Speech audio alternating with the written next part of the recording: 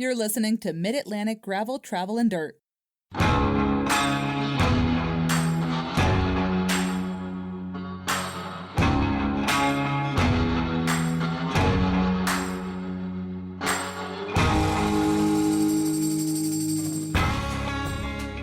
right, buddy, I'm Brian. And I'm Joey.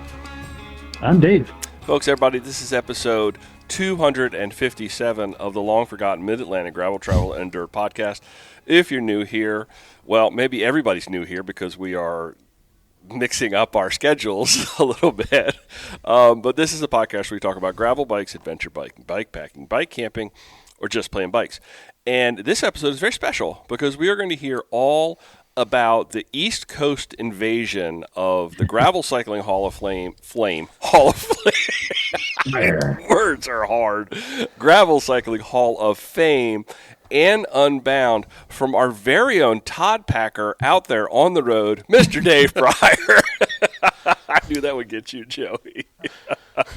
Welcome, Dave. Thank you for being our correspondent. Watching the Instagram out there with Mid-Atlantic GTD, seeing all those Unbound posts and Hall of Fame posts was fantastic. Thank you. Absolutely. It was a blast. It was wonderful. It was hilarious on the second day of the expo, walking around in my go slow. Say it again at the end. You know, do good, be nice, go slow, respect others.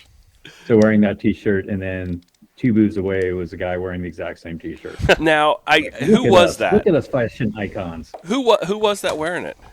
His name is John. Okay.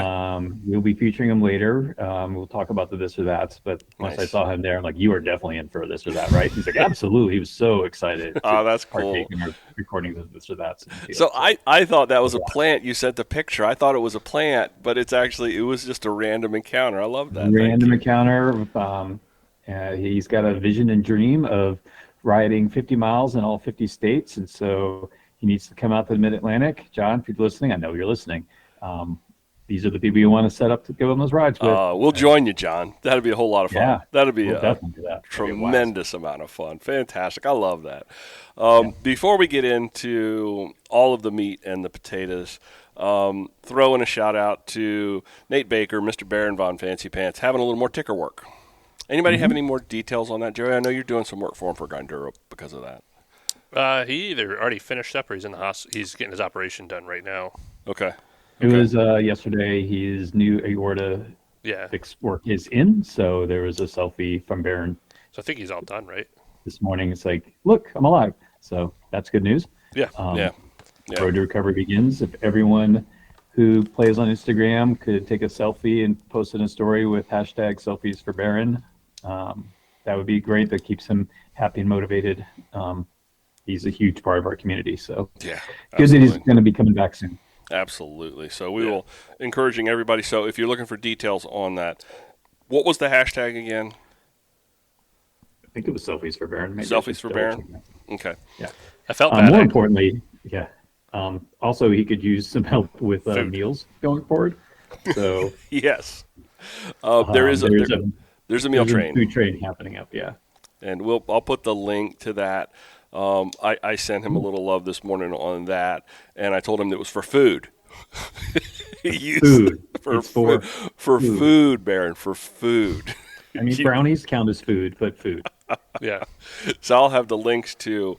We'll clarify, make sure we have the right hashtag, and we'll have the link for the meal train, and we'll have all of that. But I think the most important thing is to just send some love his way with those selfies. I think he, like Dave said, I think he gets a huge kick out of that. Now, you guys are going to both be at Grinduro. Yep. And that's coming up this weekend, correct? Yeah. Okay. That wasn't even on the table after we recorded last time. No. And Things move fast here in the Mid-Atlantic. Yeah, and Joey, I think you're going up to wrench work, right? Yes. Okay. And any details you care to share on that? Are you going to actually be able to overhaul people's bikes if they bring an old beater, like a Walmart bike that they want to ride for like Grinduro? Well, we all know how that goes now. Maybe used at Unbound that maybe he's all filled with sand and grime and needs an overhaul. I might actually bring power washer and everything. I don't know. Yeah. So we'll see. If folks, if you're not aware, Dave, did you actually get to see Steven and the crew with their? Oh yeah. Yeah. Okay. If you haven't seen that story, the Steven the intern, Steven Fitzgerald out at Rodeo Labs, and his crew of 2 went to Unbound and went to Walmart and bought some beach cruisers and stripped them down, repainted them with beautiful paint jobs. Those bikes are absolutely gorgeous. Am I wrong? Walmart rattle cans. Yes, they were absolutely gorgeous. I'd love to know how you do that in a hotel room. They did it outside the yard. Yeah. I think they Airbnb'd, yeah. Okay. And by stripped down, though, they didn't like completely change and overhaul the bike stuff. Like they changed the seat posts so they could get some more seat posts out of them. And they put on their own saddles. They didn't want to also risk the cruiser seat saddle conundrum, mostly because they worried that those would break. But the rest, they had the same tires, the same tubes. They put the sealant in the tubes. They overhauled the bearings, but kept the bearings. They made sure the coaster brakes worked. The handlebars, the same. The pedals were flat. They were thinking about switching to clipless, but realized that the threads were different. So like, all right, we're flat pedaling for 200 miles. Nice. It was amazing. My only thing is they should have actually. I mean, it would have been if it was more towards April 1st. It would have been a lot of fun to actually tell everybody these are the new Rodeo Labs beach cruisers. Matt posted on them. He's like, "Is this June 1st or April 1st?" I know, right? And they finished. They all finished. Yeah. All 200 miles. And if you All read, finished. Bikes were all in place. They actually had a spare bike to scrap for parts if they needed it. Didn't touch it. They actually returned it to that same Walmart on the way back out of town. now, I wonder what happened to the bikes. They're taking them home. They're taking them home. Are they really? Okay. Well, Steven posted that it became too, what do you call that? The attachment to them is there now. Yeah. Because they were going to donate them to Goodwill, he posted. okay. But I think Or that's they're something. going to sell them for like Yeah. $3,000 each, and I'm in. Yeah. Yeah. Yeah, I'll buy one. it was fantastic. That was just such Baskets, horns, like the horns they honked constantly. Yeah. and you know the thing about it is we've said this all the time. Any bike is a gravel bike, and you need proof in the pudding. There it is, Yeah. right? I mean, these guys took what were they Kent beach cruisers and rode them 200 miles, and they finished in a respectable time. Am I wrong in that? It was like 17 hours, they- which is yeah. I think they beat my time for the 200 years ago. Yeah, probably. Yeah, you know, that's really, really awesome. Amazing. You And know, had great funnest promotion. time doing it. Yeah. Yeah. So, folks, you don't need. It's nice to have, you know, the bikes like we all wanted, you know, the dream bikes. But at the end of the day, you know, run what you brung. Oh, yeah. Yeah. Well, the best part is, yeah, I mean, I think everyone knows how much we like Steven and the brand. Mm-hmm. Yeah. But he owns a bike company with some like very boutique stuff. Yeah. Yeah. To go out there and show everybody what a ballsy Yeah. move. I know, because I'm riding the Flammable Tie, and I think as I'm riding, like, this is the best bike for these conditions. Meanwhile, he's actually out on the what could be considered the worst bike for those conditions. It's like, Well, if you think Now, about he's it, a super mutant, and they know how to make the bearings work. And you know, if I had just hopped on one, it absolutely would have fallen apart within mile Yeah. 25. it did So require they're it. still special, but- And I'm pretty sure that the paint jobs helped. You know, of course. and the baskets. Did the baskets, and they all had to strap like I guess it was like little pipe clamps to put Yeah. water bottle cages on the frame. It's like just fun stuff, man. Just fun stuff. They got a lot of attention after the fact, which I thought was great. Yeah. Oh, It wow. was, and I don't think that was. I don't know if they knew they would get all the attention, but the fact that we'll talk about Unbound, but the fact that like you got some pictures of like helicopters flying over like the elite field and the coverage and the trailers, and it's so big. I mean, like Valtteri Bottas, Greg Van Avermaet, whatever GVA showed up. Like, then you got these dudes on the beach cruisers getting the Getting the attention. Getting so- as much attention as GVA. Exactly. more. I didn't even know he was there till after the fact. Yeah. So. So we also, Dave, recorded multiple this or that's that came out of both wow. the Gravel Cycling Hall of Fame. They did it again. What is that Hall? It's now of, changing. We're changing. It's now the Hall of Flame. Hall We're going of- back to Emporia next year, and we are rebranding them. Gonna take a Hall of Peace Sharpie, in October now. put an L right down in the middle of it. I am sorry, friends. I get excited. I guess Hall. It ends with the Hall of L. Fame. Hall of Fame. So, multiple this or that's that Dave recorded with some very intriguing people. Some of the names, Dave, of folks that you interviewed or talked to with this or that's. I We have know. Rebecca Rush, we have Jay Petterberry, we have Dan Hughes, Celine Yeager, Kerry Warner, Billy Elliston, the MC voice of the Lifetime Grand Series now, and a Nice. staple of Mid-Atlantic cycling scene. It's great to catch up with him. John, got him as well. The one and only Allison Tetrick also graced us with an Yeah. appearance, and our friends of the show from the Gravel Worlds, Oh Jason yeah. Stovern, and the Gravel Family Podcast, along with Sophia. So I think that's it. I may have grabbed one or two more. Yeah, it was great to walk around and say, "You got 5 minutes?" It's And cool. It's tend to cool. pick 6 or 7, but I think we'll let it down to like 3 or 4 as we do those. It's So. cool. And we're going to figure out the right way to release those. You're Mhm. going to get to hear all of that, and we'll figure out how to get it there. Before we start talking about the Hall of Flame and Unbound Gravel, Joe, you want to give us Strava Club rundown? Yeah, Dave Jones from Shippensburg, Pennsylvania with 201.6. Yeah. Kelly Marshman from Parts Unknown with 237.6 and an Unbound 200 finisher. I had to Strava stalk him to find that. He Nice. did private, but then you go to they still show the segment, so you click on the segment, and I saw the segment names were like Alma and Little Egypt. And, Well, that's kind of creepy. Well, Sarah Lovett from Murfreesboro, Tennessee with 160. Sorry, I just had to. I don't know. Be like private investigator. You needed one. Wow, that's a big week. How did that 144.3. on your podcast? yeah. We're up to 115 members. No, 1,000. 1,015 members. 1,050. So search Gravel Travel Dirt on the Strava. Dyslexia kicking in, right, yeah. Joey? Yeah.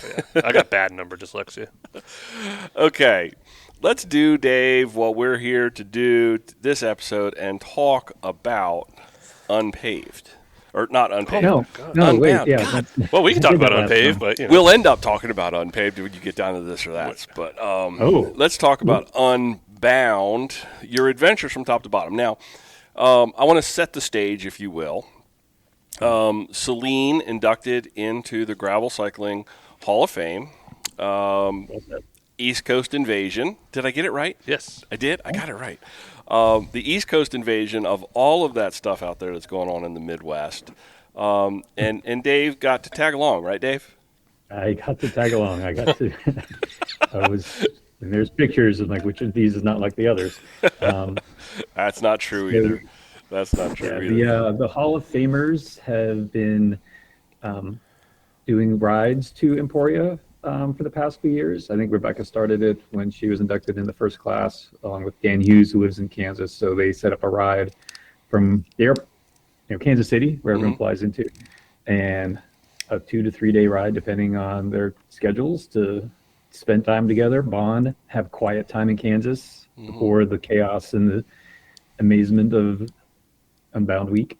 It was wonderful. It was delightful. Really good. It is the spirit of gravel. We're going to say that probably a lot in this episode. Yeah. I know it's a punchline for a lot of things. I use it as a punchline for a lot of things. It's very funny at times. It's also very real. Yeah. It's alive. No one can kill it. It's bigger than all of us. Yeah. So it was great. So what's it like? You got two people, meaning two bikes, meaning two sets of gear. You're packing all of this stuff up, and you flew to Kansas City. Correct. So, I mean, let's start back at that. What in the world is that process like for those of us that drive everywhere in the world? Yeah, one of them was finding our bike case because Liz Allen borrowed it for her trips, and we couldn't locate it for a while. And then finally, I remembered that she had it. But that was one, and we needed to have a second. Celine started scouting around, asking, and then someone mentioned that they'd always been looking at this one from Evoc, that it's a much more structured case where you don't even take the handlebar off. And she has this fancy new Radiolabs Trail Donkey that's all the cool stuff and the integrated cabling. So they said this is really the best for that. And so, yeah, we celebrated her induction by buying an expensive bike case, which is, I don't know, we went over to a friend's, our mechanic, Mike Ozell, shout out, to help us do that because I haven't packed a bike in a long time. So we took notes all the way through so we know how to do it when we get for the way back. Spent a good I think an hour on each, making sure we meticulously knew what to do. Although hers really, I think, only took about a half hour, but we just went back and forth and because it was new. Right. Where you just, hers, you pop the wheels off, leave the derailleur on, leave the handlebar on, attach it to the through axles on this frame that sits on the bottom of the case, and then zip it up. Basically, it was Wow. nice. Wow. It's got a front wheel along with back wheels, so it's really easy to roll through an airport. Yeah, folks, expensive stuff works sometimes. Unless it's a beach cruiser. Sorry. You would have Beach cruisers work too, but the beach cruiser handlebars are not fit in that case. I can tell you that right now. My wide bars wouldn't fit in it either, so I needed to have the kind soft case work very well for me. Because your handlebars are almost as wide as the bike is long, right? I've gotten normal lure handlebars. They're still wide, but they're no longer the 56 they use for bike camping. Those are massive. 3 yards. Those are massive. But they work. It was great. Fantastic. So, yeah, we did that the Saturday before. Took a little while, but again, we took meticulous notes to make sure we knew how to get back. Punchline, spoiler alert, we didn't have to repack them. We'll get to that later. Okay. I'll just do it now. We happened to meet Marie Inucci, friend of the show, friend of Jill Morgan's, who's always in the Strava Club. She did the 200. We saw her because we were getting coffee this day after, and she's saying, I'm going to pack up the van and then head out. And I made a joke, like, can you take a couple bikes? She's like, yeah. I'm like, really? Wow. Yeah. That is nice. So, yeah, we got like the pro treatment. We just drove the bikes in the cases, which then we shoved with all of her stuff, like the Hall of Fame trophy, which we were trying to figure out how to get back as well, not small. And we just made our suitcases a ton lighter, and she carried them back in the van, and Celine got them last night. So yeah, nice. Make friends, get adventures. Nice. So yeah, then we flew out. Reasonable flight from Philly, 11 a.m. Kansas City. We were there by 1 p.m. Kansas City time. Easy one way. That's the way to do it. I recommend. That didn't suck. But thinking logistics again, planning ahead with these folks. We knew we were Airbnb on Sunday night, Monday night, and then staying at friends of Dan Hughes's on Tuesday night. So we knew we had laundry facilities also in Emporia. So then it's like, all right, we don't need to bring 6 kits. 6-7 pairs of underwear, 20 socks. Like we was like, all right, we're gonna go slightly more minimal. That helped a bunch. Yeah. These are. What is your underwear packing volume like? Since you brought it up, I knew that was coming. There's the whole question. It's like you go for 6 days. Do you pack 12 pairs? I mean, like, what are you doing over here? Pack 12 pairs. I don't know what you eat. But I don't think I need 12 pairs. Well, Joey. Anyway, we'll skip over that. Let's skip over that. You don't need to share your underwear packing etiquette.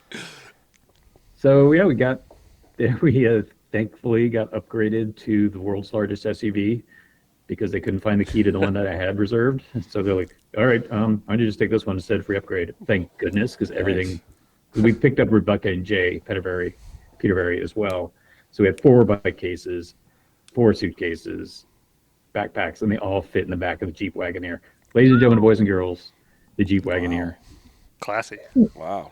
Oh yeah, we look like Secret Service rolling in Emporia, but although Blaze, I'm blanking on his last name right now. Allie's husband recommends minivans for that sort of thing when he travels with them. So lots of volume. Once you get rid of those seats, there's lots of volume in a minivan. That's the Ted King. Yeah, but we have 4 people, 4 bike cases, all the stuff. So rolling in style. Yeah. Again, we know people in the Midwest, so got food recommendations along the way. That all went great. Build our bikes up, had food, and started riding Monday morning. I drove what I started calling the USS Kansas. We were staying in Lawrence, Kansas the next day, so I drove to Lawrence while they were riding from Kansas City to Lawrence. Parked, got on my bike, started riding backwards, found a fun single track section along a river. Off a bike path, and said, I'll play in here until they get here. It was so much fun. I did laps and laps, and then caught up with them. It was like, who wants to ride single track on the way back? And yay, Spirit of Gravel, single track. Nice. So we did that. Airbnb, met up with Jim Cummins, former promoter, organizer, founder of Dirty Kansas for dinner. That was great to catch up with him. He used to live in my area, so really I hadn't seen him in years and years and years. He's off the bike, rides motorcycles. That's what he does. Yeah. Then Tuesday, they started riding again. I caught up on some work, then drove down to a town of Ottawa, Kansas. Fortunately, I went to Ottawa, Kansas, not Ottawa, Canada. So I was at the right place. Found a killer Mexican restaurant with the world's largest margarita. Dan Hughes had that. I had a large beer.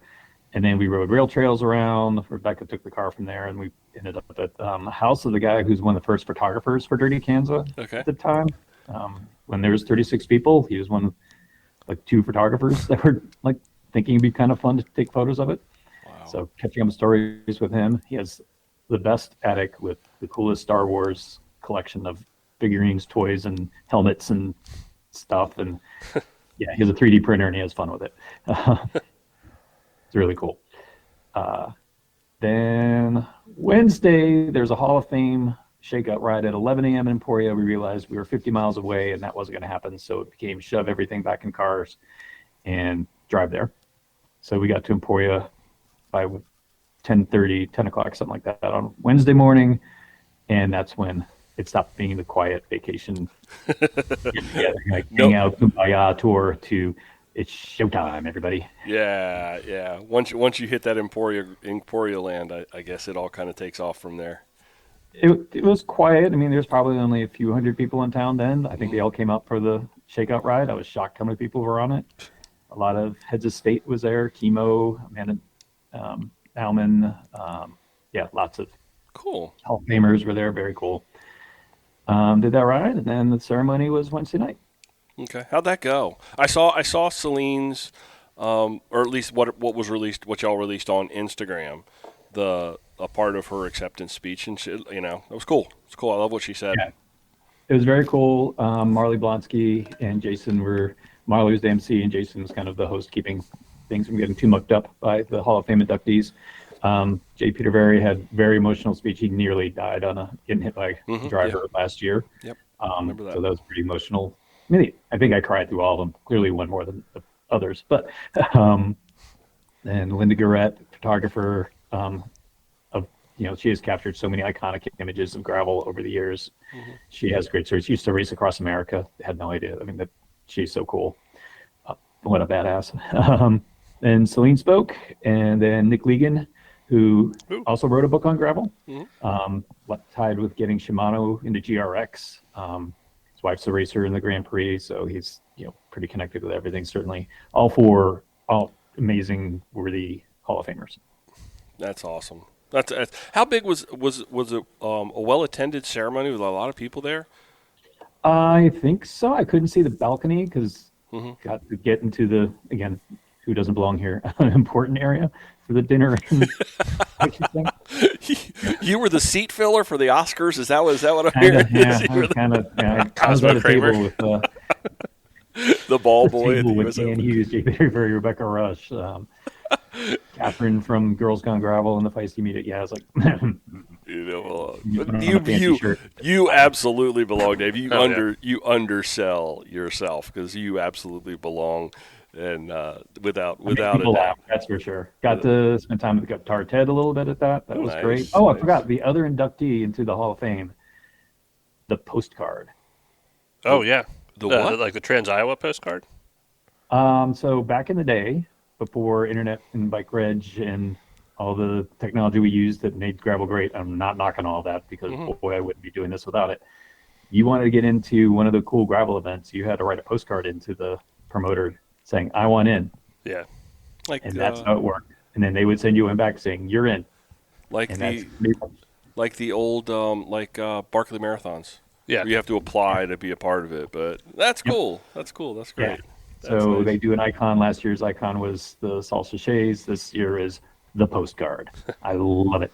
Nice. I'm not going to make everyone register for unPAved with postcard, but I'm now dying to make some event that everyone has to register by postcard. Could you imagine that? Wow. I remember the old podcast days of Guitar Ted and him talking about that with Trans Iowa, and then like everyone would meet up at a steakhouse every year, and that was it. Like super simple and cool. Wow. So awesome. That's Wednesday night, and then Thursday, Friday, Saturday. Yeah, we're not even near Saturday. We're not even near Saturday. You still got. There's a bike ride in this. Yeah, same thing I think happens with unPAved. Like on Saturday night before unPAved, go, oh yeah, tomorrow's the actual big deal. Yeah, so Thursday, Friday was the All Things Gravel Expo. I forget how many exhibitors, probably 50 or so. Big show. I mean, it's not Sea Otter, but it's also not Lewisburg Fall Festival. It's somewhere closer to Sea Otter on that Right. spectrum. Great. Lots of booths, lots of friends who were there. Carriers there with bike flights. Friend Joan was there for BMC. Shimano was there. Name it. They were most likely there or walking around, catching up with people. Drew, who used to be at Stan's at Max's, Stan's was there. Isaac was there. Wolf Tooth. Yeah. Gravel. Now, Emporia is not a big town, right? It's not a small town. No, not it's a city. Okay. It's got Emporia State University is there. It has major manufacturing processing plants for Tyson chicken and for Science Diet food. So it's got sprawl. It's a city. It's Okay. yeah. Okay. For sure. I just wondering what the influx was. If it was it's one of those places where it was pretty obvious what's happening and everybody's aware of, or if it's like, oh, Yes. that's that bike weekend. 100% obvious. Everyone's aware of. Okay. People move out of their house for a weekend so they can make money on Airbnb-ing it. The downtown is a festival for 4 days, especially Saturday of Unbound. It is their main street, commercial street, is closed down, and it's food trucks and vendors, and yeah, Now it's really bonkers. so Thursday and Friday, you had a lot of opportunity to kind of like take in some local flavor. What was the best beer you had? Because I know you drank beer. There's no doubt about it. I had a couple beers. Oh, that's a good question. I can't remember the name of it right now. So Mulready's is the bar that's famous. Jamie Butter does a takeover of it. And I've got to make friends with Joe. I got to really spend time with Joe talking about my day job for a while. Actually, Yeah. the Gravel Hall of Famers ride, as we finished, everyone's like kind of catching up and talking, and I realized that Mulready's is across the street. So I just went over and I walked in and no one was there. I'm like, did I win? They said, yeah. They had a very good West Coast IPA by Free State Brewing. I can't remember the name of it right now, but Okay. All right. I was just wondering if there was a local beer scene, but I guess it's corn country, so they probably make like bourbon and whiskey. I was just waiting for it to say some East Coast Mid-Atlantic brewery was know. out there. Yeah. Yeah. It's like Dogfish Head, yeah. Rusty Rail that I brought with me I was brought the a bunch best of beer Rusty I Rail. had. I should have done that. That would have been very good. Rewind. I brought me some Rusty Rail. Now, so you take it easy Friday afternoon, I'm assuming. So that's Friday afternoon, and you're By walking around miles of the expo back and forth. And, all right. Well, yeah, really keep your legs up. what is the atmosphere of race day? Well, backtracking, the XL starts on Friday afternoon. Oh, that's right. Okay, so you got to see that go out. 3:30 or so. So I think it's 3 o'clock. They make them start lining up, and then everyone starts venturing towards that. The expo empties out, and everyone heads over there. And the spectator area was packed, packed. By then, they'd already closed off a good section of Commercial Street for that, and that's when the helicopter shows up and is right above things, and drones are buzzing around everywhere, and the feeling is like, whoa, we are at a big deal. We are at a thing. Billy's on the mic, and he's amazing at it. I think they had 140 some start the XL. Okay. So it's a big wave going off. It's not like when I did it, I didn't do it. Sorry. When I helped them start it in 2018, there was 36 of them, and we did it in this alley between the expo and Commercial Street, next to dumpsters, and that's where they lined up. Now they get the full start arch set up, the helicopter flying over. It's rad. Cool. And that, you're at a thing for a couple days, but when that happens, like, oh, I'm at a big deal. Like, this is our Super Bowl. Well, yeah, because if you look at the progression, of the XL side of these events, there's a correlation between the 36 people that were at the first Dirty Kansas and the photographer was there to that XL that came along a little later. So you're just starting to see the maturity of the XL size events that are a part of everything now, it feels like. And they are racing them as much as the front end, anyway, Yeah. as much as the 200s are. Yeah. I mean, I think they had a 2-up sprint finish for the XL. I know they were averaging 17 and a half miles an hour for Lord. 350 miles. We were watching the dots that evening and saw that the lead group of around 10 or so were all averaging 19 some miles an hour.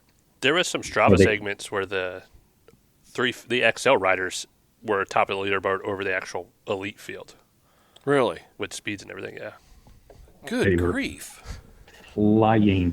Yeah. Well, maybe they had more weight on the bike. Yeah. Let's go with that. No, They that's also awesome. got to miss some of the rough stuff. They definitely got rough stuff later. Okay. But, the route does diverge a bunch. So. What's the weather like? What was the weather like? Oh, we got so lucky with the weather. Oh my Nice. goodness. I may never go back because we had such perfect weather. Like, why would I go back and possibly ruin it? Yeah.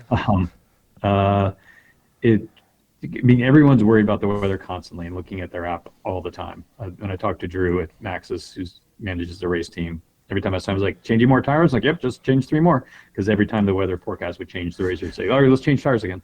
Oh. Everyone's super nervous the whole time about that. It drizzled a little bit on Thursday, and then I think I felt one sprinkle between then, but it was always overcast and looked like something might happen until Saturday afternoon.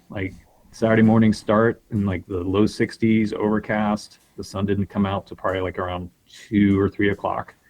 I got warm. It's kind of perfect. Can't argue with that. No, It's kind of perfect. Yeah. You want to feel some glory. You want to feel like I'm out there hot doing something. It's Kansas in summer. Yeah. So absolutely spectacular weather. Very little mud on course, even for the 200. Some on the XL. Dusty, but there was some drizzle that kept the dust down a little bit. No complaints about the course or the weather. It was perfect. Nice. And then when did the XLs? Let's keep on that track. When did they finish? When did they begin the finishing process? Good question. I know we were out. I think when Celine and I were at the 54-mile aid station, she saw a notice that someone had just finished. So that was probably around, say, 1 or 2 o'clock. This well under 24 hours. So I was gonna say it's under 24 hours. Wow. Yeah. I thought it was 19. Wow. Could have been, yeah. Which Wow. was insane. Okay. So it's Saturday. It's your day to shine, Dave. Hold on. What did you eat for dinner Friday night? Okay. Back up. Ooh, what did I eat? No, I always want to see what people eat before a big ride. That's a We great question. decided to just get groceries because restaurants were packed. Yeah. So we got a very basic pasta, meatball, salad, cream stuff. So, I ate a giant plate of pasta, but we decided to go pretty simple. I guess that's a part of the upside and the downside of an event of that size. It's great for the local businesses, but they get slammed. Oh yeah. Oh, yeah. It's ridiculous. If I was like a restaurateur or something out there, I would have set up a little pop-up kind of I would try to get as many people as possible, service. So, but that's the upside and the downside as somebody who's there, and you were there for a long time. It's probably nice eating at home though. Yeah, we didn't get to the good. Versus We a didn't bother restaurant. with the goodest coffee place until Sunday because it was just the lines were so long. But Yeah. that's fine. Yeah. All right, so like I said, Dave, your day to shine, buddy. Yeah. How did that Sure. Saturday play out for you? We'll talk about So everybody our start else with- later. 7:30 did the 100 mile. Did the 200 in 2013. Don't need to ever do that again. So Celine felt the same way. She's done it twice, so she definitely did not ever need to do the 200 mile again. Up around 6, so we did not venture down the 2 miles to go watch the start of that. Okay. That's fine. So we ate bagels and eggs. I can't remember. Just simple bagel, peanut butter, cream cheese. Got dressed. Everything was all set out. Put on my Mid-Atlantic Gravel Travel jersey. I saw that. Thank Hush Money you. Biz. You repped everything. Across the board, the T-shirts, the jerseys, The the unPAved hats, vest, everything. Hush Money everything. Biz. Correspondent, man. Yeah. Sponsor correct. So I had that jersey, had the Hush Money green bibs because they have pockets and great chamois. I did use the Hush Money solar arm warmers, but took them off before the sun even came out because it was warm enough. I did have a vest. I took that off before the start. Did have a buff in case of dust. Took that off before the start because it wasn't dusty and it was just warm. Yeah. So we got there. We lined up around the 9-hour field because they do like a big sign saying, if you're trying to game for 9 hours, start around here. That sort of thing. Yeah. We just happened to end up in that spot. I was like, well, it's a little aggressive for me. I was thinking 10, but actually it beat 9 hours. So I'm happy with that. Congratulations. Thanks. Started, mass start, the gun goes off and you're 1,000 people back. So you just wait until it's time for you to gab your way to start making progress. Now, pause for a second. Are the times mat times or gun times? I have no idea. So did your timer start? You have to ask someone who cares about times.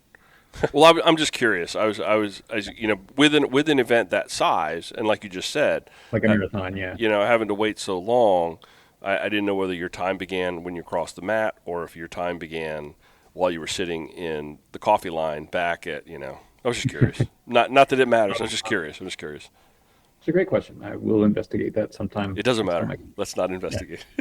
Yeah. Ride a beach cruiser. Have fun. Who cares? Exactly. So then it starts, and you're in this basically double pace line of 1,000 people. Were you throwing elbows? Were you like, always, yeah, race? Give me some room here.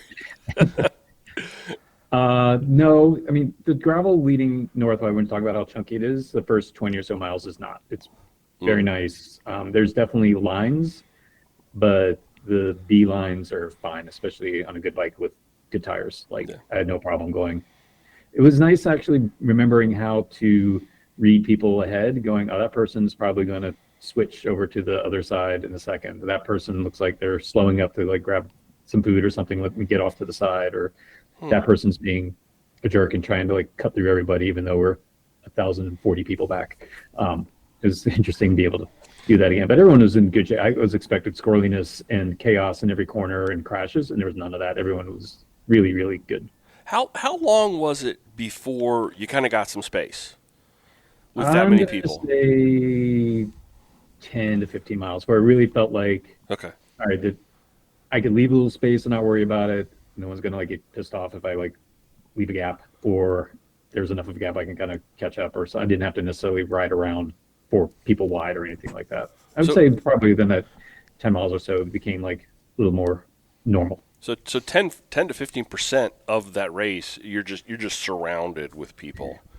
Yeah, but not packed 8 wide or anything. It's basically 2 up, and then people making a third line if it's smooth enough to go up a little bit or drop back a little bit. Okay. So it was really just 2 lines of people riding along. Got it. While not closed roads, no one's out, so it's safe. Yeah, it never felt like a peloton kind of vibe. Okay.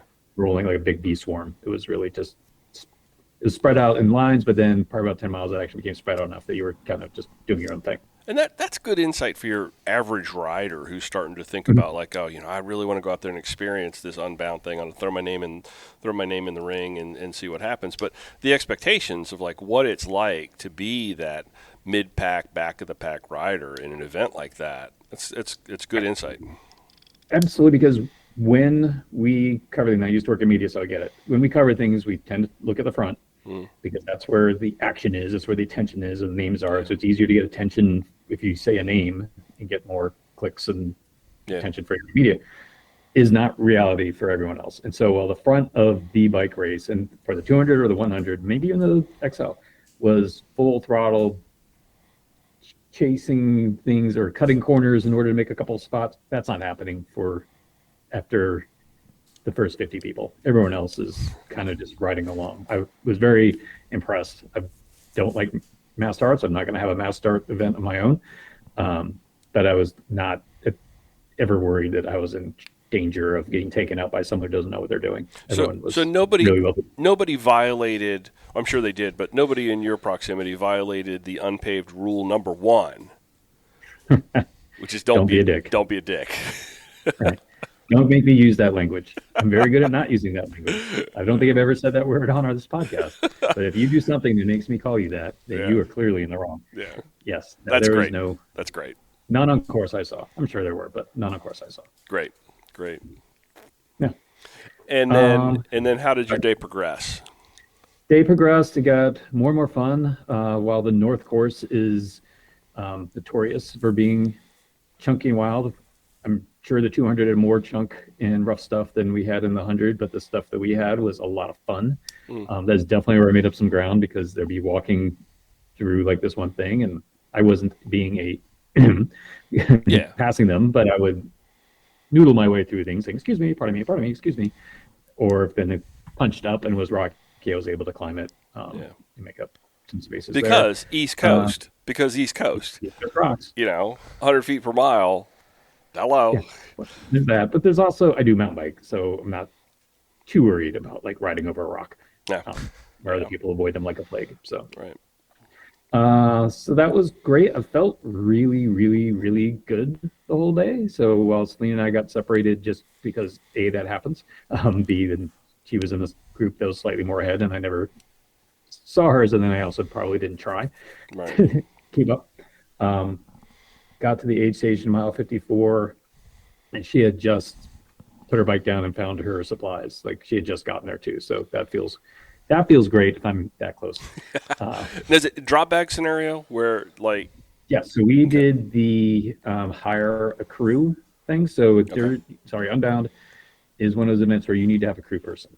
So they don't have neutral aid stations. They don't have just a lot of stuff where you roll in and can pick up a goo thing or any of that sort of thing. Where most other gravel events do have, peanut butter and jelly sandwiches and the water coolers and that stuff. You need to have someone to bring that stuff to the specific spot.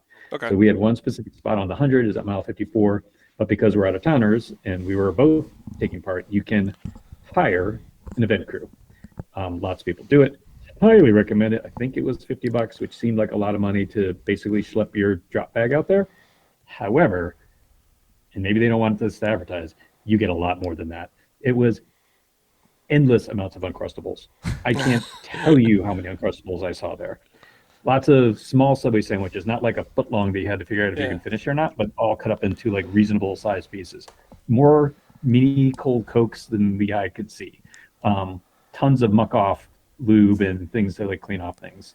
Cold towels right from the cooler. I mean, they pampered you, and you could stay as long as you wanted. Perfect. Ice cold water out of the super cooler. They are amazing. I forget the name of the charity that supports, but if you go out to it, I know it's an expensive event. I know it's expensive to travel. Boy, it's expensive to get a place to stay. There's nothing about it that is cheap. That was the best bargain of the week. Yeah, $50 doesn't sound like that. The $50 doesn't sound like might have been more than that. Whatever it is, if it's 50, if it's 100, for that kind of like service, when you need it, you would pay more for it in the moment. They should actually take card swipes. It's like, you didn't think about this. Well, guess what? You can now, but it costs double. Did I ever talk about the horror story of our support person? No. In 2016 or 17, yeah. Never doing that. Go again. on. Oh no, like it was just bad. Yeah, just bad. It would be a whole episode on. You couldn't find them, right? Wasn't that part of it? First checkpoint, yeah. Yeah, never found them. Couldn't find them at second checkpoint. Overslept. Got lost. Got lost on. Yeah. Anyway, $50 is pretty solid. And I hope I'm right on that. If not, even if they hear this and they go, sorry, we're going to be $150 next year, would probably recommend if you're just throwing money at this event. There was something that you're going to really appreciate at that moment. That's money well spent. Money well spent. So that was cool. How many aid stations were there? How many like support areas were there? We had one official aid station. That's the only place our drop bags would be, and the only place that had that level of support on the 100-miler. Okay. And if you were a support person for someone, that's the only place you could meet them on course. So that is the aid station. The 200 had two of those. Okay. Then that was at mile 54. Mile 90, let's say 2, was a neutral water station. That did have not just water, but two products, Uncrustable. They actually did have some food out as well. But we were under the impression we were only going to be able to top off water and only water at that. But they definitely treated you better than that, which was cool. Okay. There are also rogue people on the side of the road that put up an easy up and have water bottles or beer or pickle juice, or they come out, especially closer to the end. There seemed to be like one of those like every 2 or 3 miles where you could stop and get something. I'd do that if I lived out there. If I was like near that course, I'd do that. Absolutely. It's like trail magic. Yeah. There was trail magic. We stopped at one, had margarita signs, and it seems like, maybe we were like 5 miles from finish. Like, maybe margarita now. I'm like, cool. And it was a farm, and they had their own homebrew. So I had like this delicious homebrew Belgian beer. That was the best beer. There we go. See, we got there. We got there. I think it's Hop Hill Farm or something like that. They're a bunny farm for meat, like selling rabbit meat. But very lean, apparently. I didn't get a sample, but so those are there's more support than you necessarily think. Okay. But you got to plan for minimal amount of support. That's for sure. Okay. Gotcha. And then how did your finish go down in your after party? Finish went well. Was again riding very well. This is more my terrain probably than where I live, because it's less hilly, less sustained climbing, more just apply watts and go. So this is the kind of thing where I can keep up with Celine, because there's no giant sustained climb. Anytime it kicked up, she would take off. Like at one point, the pros started coming by us around mile 85, which was awesome to see Lachlan and Chad Haga have a 2-minute gap at, with 15-ish miles for them to go. And it's like, I think they can do it. I think they're going to do it. Being excited for them, and then finally stopping at one point and like seeing that he won. Lachlan won was just like so cool. What a great guy. What a great guy that guy is. Oh, so great. He got to talk to him a little bit because he came back to the finish later to help cheer other people in. I love when people do that. Yeah. And so I said, like, what did you do? I mean, this is getting so fast at the front. How did you change, like, training? Like, did you sprint more? Are you doing more, like, power? Like, what are you doing? And he's like, no, I really just did rides that made me happy. I'm like, are you kidding me? One of these days, I'm going to ask. He keeps messaging me and wants to be on the podcast, and I keep turning him down. And yeah, I understand. Yeah, why would you want to talk to him? No, what a great guy. I would love to talk to him. What a fantastic guy. And what an infectious laugh. Like, he was just so happy. And granted, he's going to be very happy at that time. Yeah. But he was just so chill and happy. Like, he just liked to chat with people. I mean, nice. He doesn't know who I am. He just started chatting. It was great. Love it. Yeah. Love it. He knows who you are. Sure he does. No, he doesn't know who I am. Yeah, he does. No. I heard he's coming to unPAved this year. 2024. Yeah, I heard he's going to be there. I know. I have a route that he might want to do, but it'll take weeks. Anyway, so they started coming by. I did at one point. I have a little sealant issue. Dart worked great. Sealant worked great, but occasionally I had to add a little tire pressure because I think I hit that one rock on the Flint Hills. We don't fear no rock. We don't fear no rock. You know, rock. It just was causing rock. You probably stopped running on 12 pounds of pressure and bump this up a little bit. But then at one point I did just slide out taking a left and rolled my bike over. So, but didn't take anybody out. Did you leave any blood? Did you leave any blood in the gravel of Kansas? I probably did, because I definitely have some small holes in my body. Nice. Little Daves are going to pop up out there. Oh, that'd be great. It's going to rain. There'll be little Daves popping up all over the place. Little gravel heads. Like little trolls, big cups of hair. Great. Well, glad you didn't get hurt. That would suck. What I said is I'm hurt, not injured, so I can keep riding. Yeah. So shook that off, and then we just kept going and ended up stopping for that one drink, and then rolling into town. It was beautiful how they set up the lanes for the 200 finishers and everyone else finishers with about, I don't know how far, maybe a mile before the finish line. Steep little paved kicker right as you get into the campus, which is where a pro would attack each other. Really good that they had their own lane for that. They did that really smart. Nice. Because, I mean, I was climbing that. I was all over the road. Absolutely, anyone else would paperboy that thing straight into the side of a pro. So it was really good that they split those early, and it took them all the way into the finish. So we all had our own chutes. Well, we didn't have 200 had their own chute. Everyone else had, our chute for us finishing without sprinting. Yeah. That's smart. So yeah, together, which is huge. We should make that a goal. Paperboy a pro. Paperboy. No, they do not like. Because at one point I was over a little to the left, getting around a group, and I'm not saying they were being, but a group of pros just cut, blew by me with like 6 inches to spare. Like if it were cars, I would have flipped out. I was like, a little help, a little word, just say something. Little ding that bell, ring that bell. I don't think they ride with bells. Well, then they're doing it wrong. Ride a bell, ride a bell. Spur cycle all the way. Most were great. Yeah. Did get to chat with Greg Van Avermaet a little bit because we have a mutual friend, and he was exhausted but happy that he finished. Matty Mohoric did not. He broke his wheel out on course. Sucks. So, yeah, there's some attrition. So he was very happy just to be there and done. The 200 miles riders are very different finishers, even the fast ones, than the 100 milers. Different people too. Tell me, Dave, are you happy with the experience? You have a good time? Oh, yeah, great time. Sounds like you had a great time. Awesome. Fabulous. Gravel family is great. Spirit of Gravel is alive. Yeah. And one more time, congratulations to Celine for the Gravel Cycling Hall of Fame. Got it right. Sorry about that. Had a cough. Great work. Lifetime team. Christy Moan, if you're listening, you're a rock star. Love to get to hang out with you. And husband Tim is the actual rock star. Like, he plays guitar. He's great. So,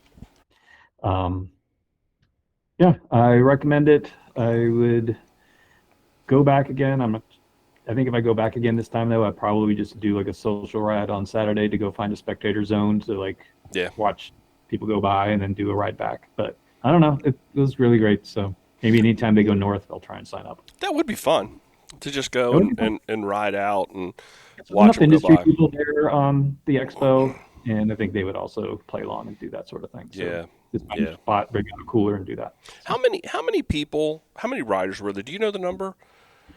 There's 5,000 registered overall. Holy cow, that's a lot of people. That is a tremendous volume. Tremendous amount of people. And what's the breakdown? And I'm asking you all these detailed questions that you don't. I know I think there was 1,400 in the 100. Okay. Remember, I got our splits. I think it was like somewhere in like 1,000 out of 1,400, something like that. Okay. Got it. Well, congratulations, Dave, one more time for heading out there, for doing all that support for Celine, for riding with her, for doing all the things that you do to make magic happen.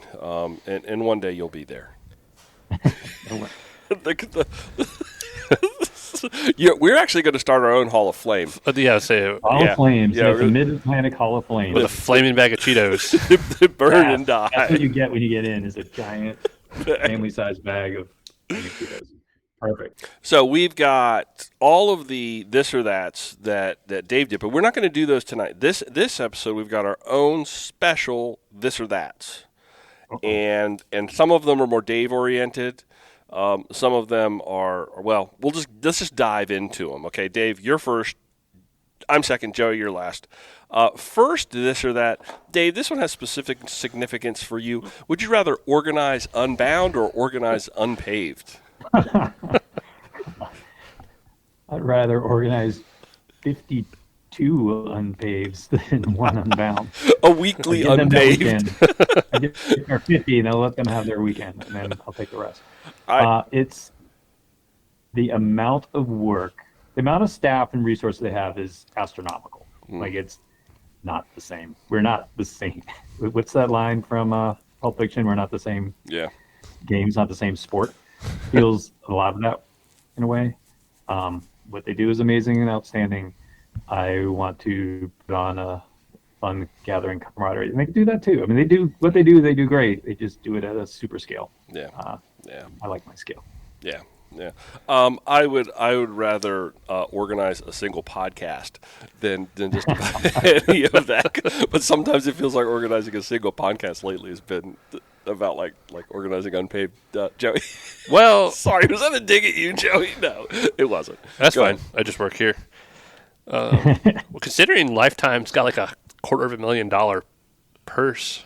Yeah. I assume they're getting paid pretty well. Yeah. I don't know how much Dave makes on unPAved, but it's a lot of volunteer money. Yeah. I guess there are people that Unbound is their full-time jobs, right? Yes. Well, yeah, Yeah. Lifetime Well, has a I whole. think there's a yeah. handful of people that Unbound. There are definitely people that Grand Prix is their full-time job. I Okay. don't know if the new Unbound race director, if that is, and I don't know his name, and get to meet him, if that is his full-time job, or if he also is the race director for Big Sugar. And Okay. I know he's not for the Crusher and Tusher, so maybe it could be a full-time job. Yeah. Like knowing how many hours a week I put towards unpaved in like Yeah. the probably 10-ish range on average, not including October. Yeah, it's possible. Okay. It's a logistic thing.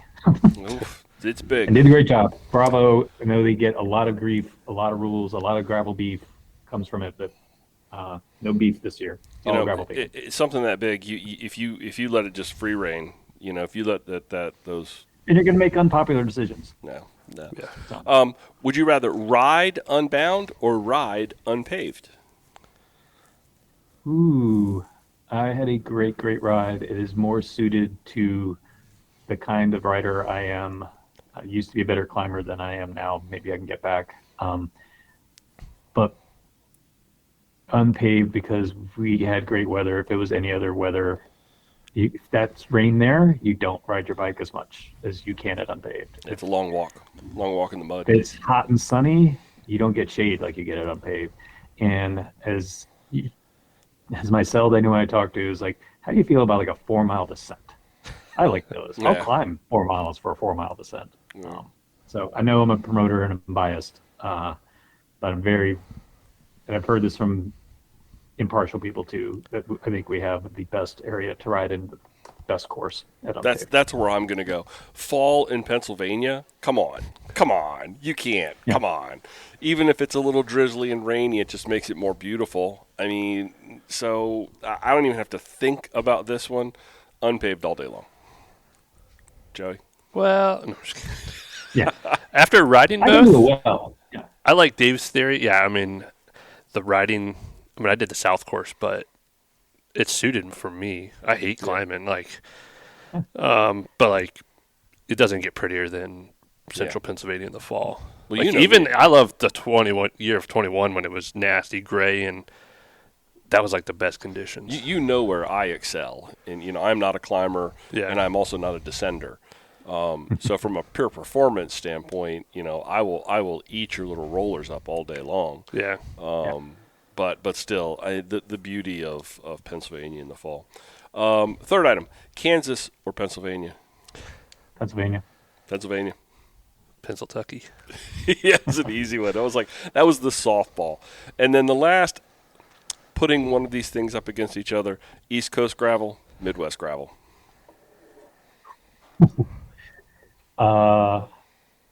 East Coast gravel, because when you get to it, it's just super special and amazing. Midwest gravel is super endless.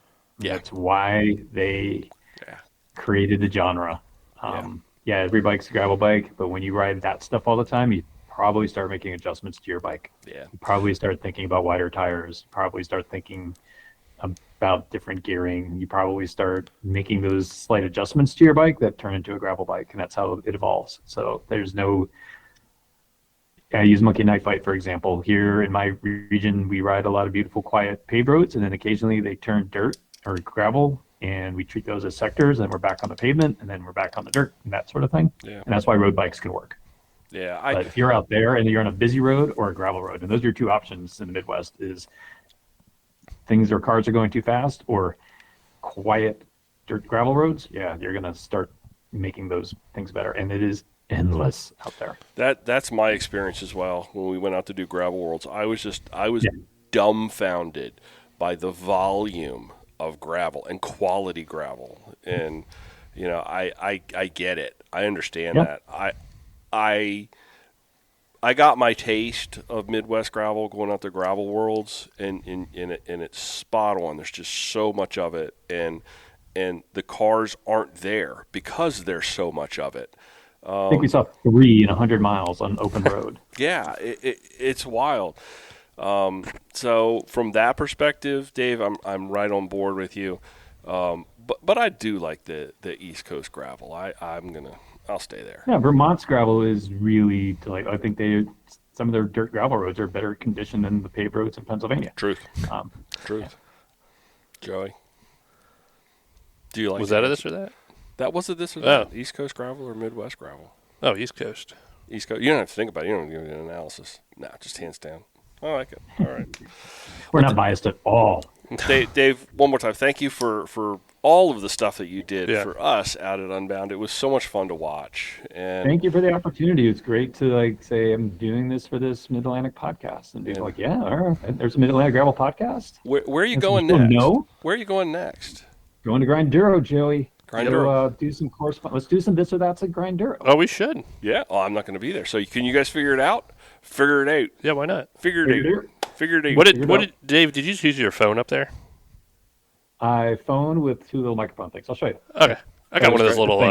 Yeah. influencer microphones. Yeah. Little wireless mics, little Bluetooth micy things. Yeah. Let's look out for that, everybody. Yeah. We're You're back in listening, business. See us at Grinduro. Yeah, we'll come up with some this or that's. Yeah. Send them to Instagram. Tell us what we should ask. We're back in business. New heart for Nate, old heart for Nate. Boom, boom, boom, boom. Yay! All right, folks, we are going to go ahead and shut this thing down. Thanks, everybody, for listening to this episode of Mid-Atlantic Gravel, Travel, and Dirt. Joey, how can folks get in touch with us? You can get in touch with us in person this weekend at Grinduro. Otherwise, you can hit our website at graveltraveldirt.com or the Instagrams at Mid-Atlantic GTE. Mid-Atlantic Gravel, Travel, and Dirt is recorded this week from right here in the Patuxent Adventure Center all the way up to Dave's super kick-ass basement bar in Emmaus, Pennsylvania, because I've been there, and I enjoy it. Thanks for riding along, everybody. Until next time, do good, be nice, go slow, respect others. Love you, bye. Love you, bye. Love you. Bye.